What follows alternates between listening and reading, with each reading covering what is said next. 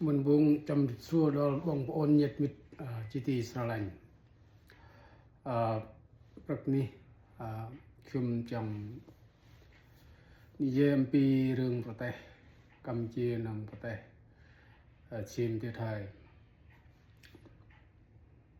ប៉ុន្តែខ្ញុំមើលទៅក្នុងរឿងសពថ្ងៃនេះដូចជាកំពុងក្តៅកគុកមែនតើព្រោះការសម្រុកវ័យស្លៀនពានរបស់សៀមហ្នឹងគ្រប់កន្លែងទី5ខេត្តដូចជាខេត្តប្រះវិហារខេត្តបន្ទាយមានជ័យឧត្តរមានជ័យនិងខេត្តពោធិ៍សាត់ធ្វើឲ្យបងប្អូនប្រជាជនរត់គេចលេងលះ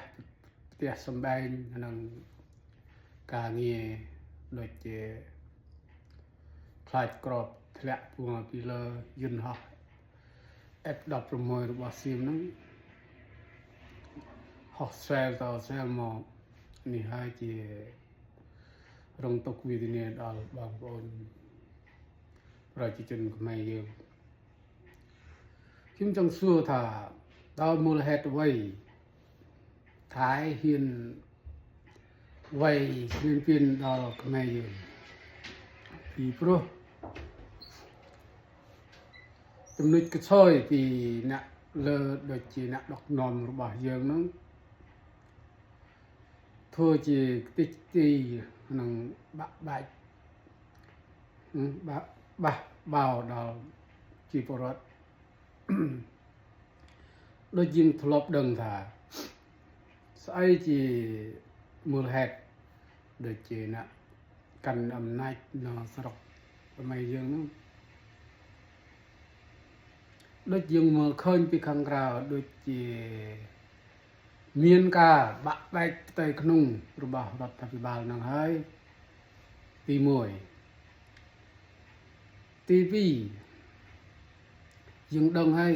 ឈាមគេចង់លុបលន់ដល់ផ្ទះមេយើងតាំងពីយូរយារមកហើយ